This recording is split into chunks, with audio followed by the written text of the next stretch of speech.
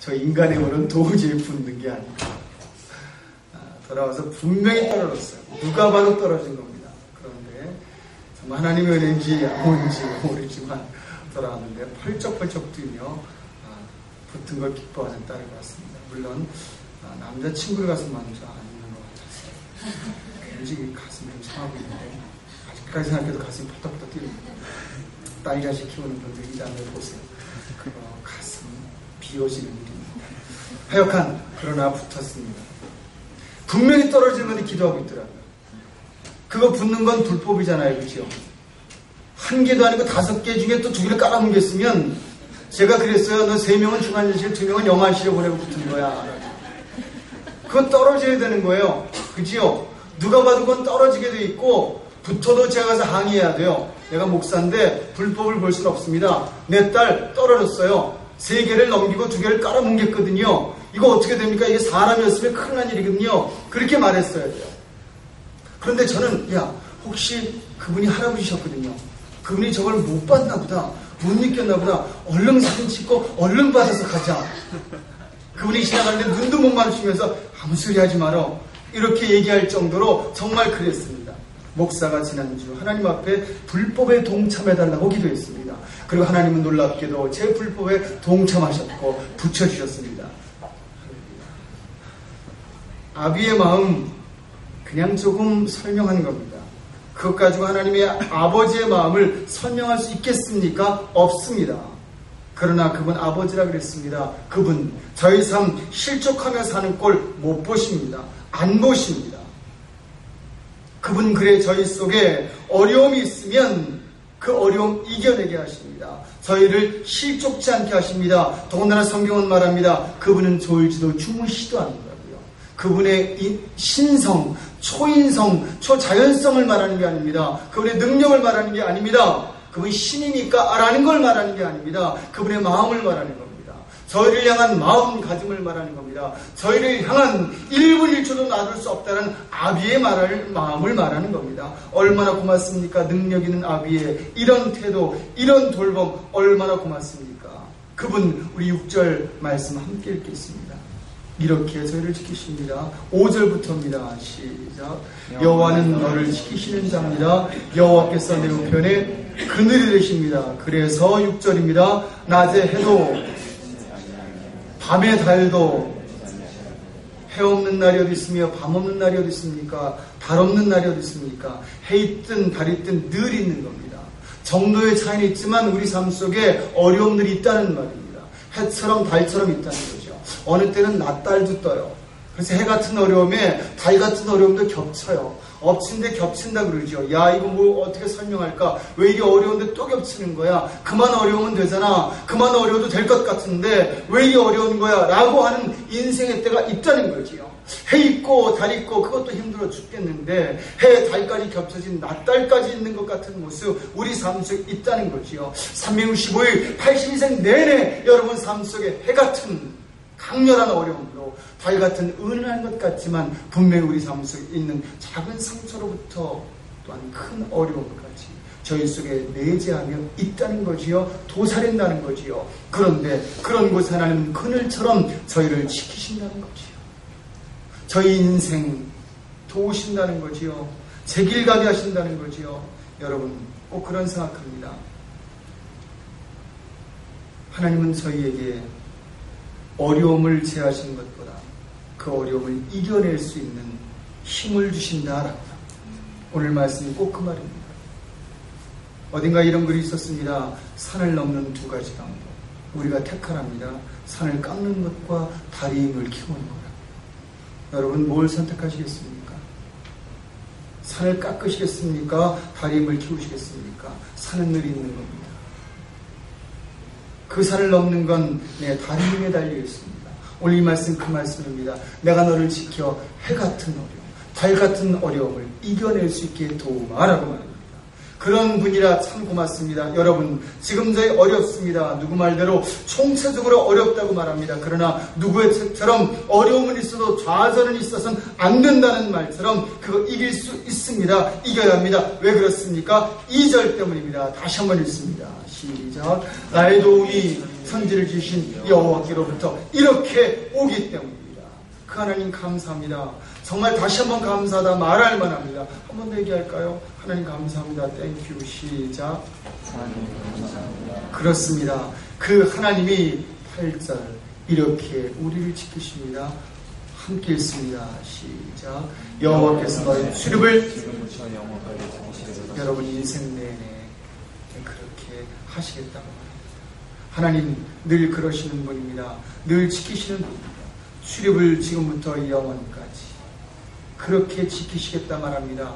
우리 인생 중 불꽃 같은 눈처럼 병아리를 품는 암탉처럼 저희를 지키시며 도우시며 그렇게 살도록 인도하시겠다는 말입니다. 힘 주시겠다는 말입니다.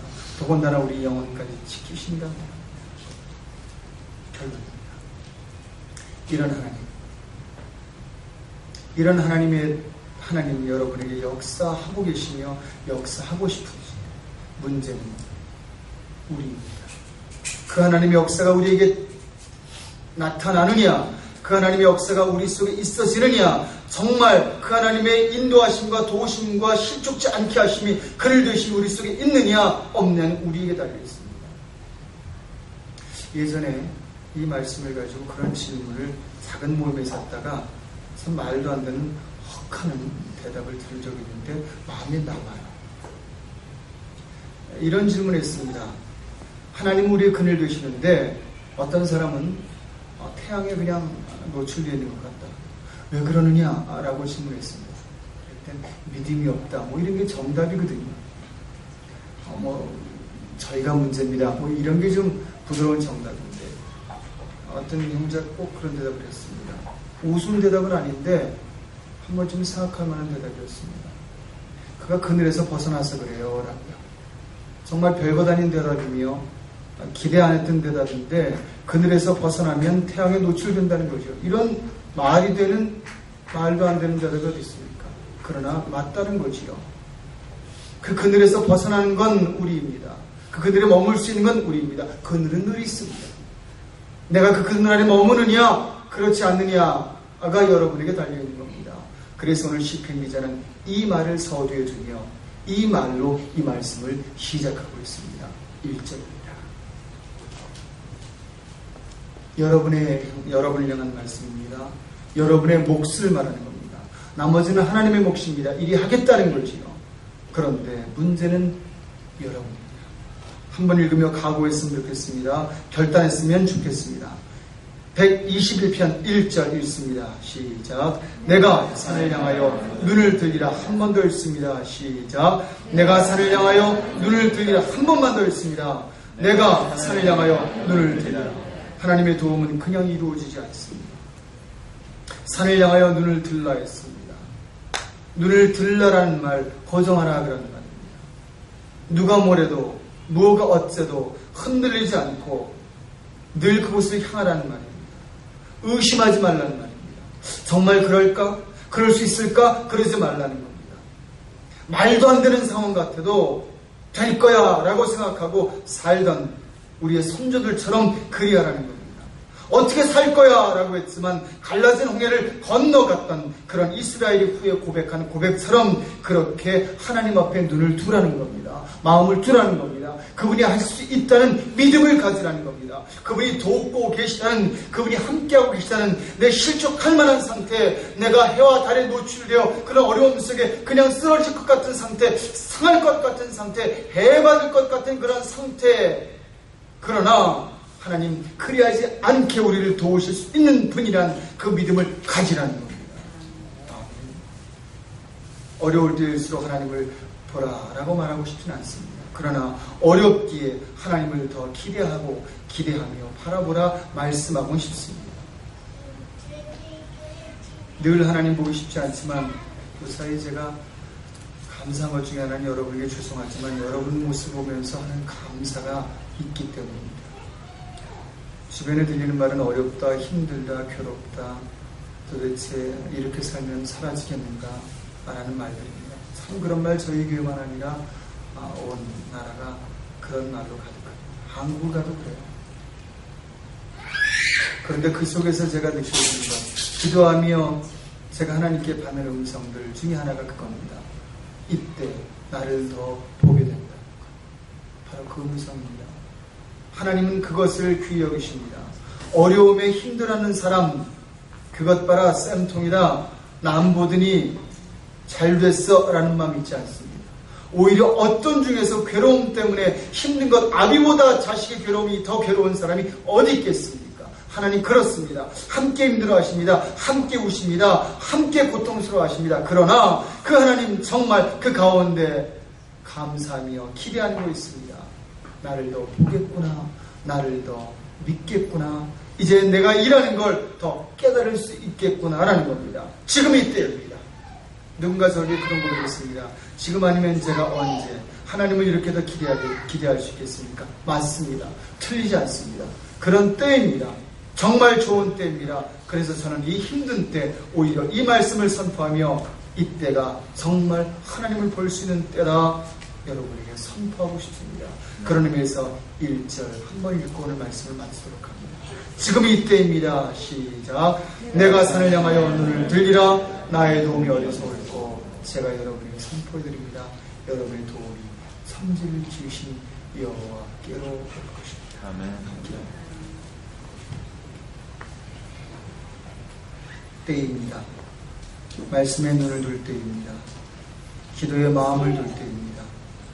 예배의 부지런을 떨 때입니다. 그리고 하나님의 일하심을 충분히 볼 수 있는 때입니다. 그래서 참 힘겹지만 감사합니다. 힘겹지만 소망이 생깁니다. 하나님, 저희 아버지시기에 저희 인생 그냥 그렇게 실족되고 그렇게 어려움에 노출되어 상하고 해받는 것 눈뜨고 보지 못하시는 분임에 틀림없습니다. 이제 그분을 바라보며 바로 지금 이때를 넘겼으면 합니다. 이때를 딛고 일어섰으면 합니다. 함께 기도합니다. 우리 안에 하나님을 보게 하옵소서. 그리고 하나님의 도움이 저희 속에 넉넉히 있음을 체험하게 하옵소서. 하나님을 경험할 때입니다. 기도합니다.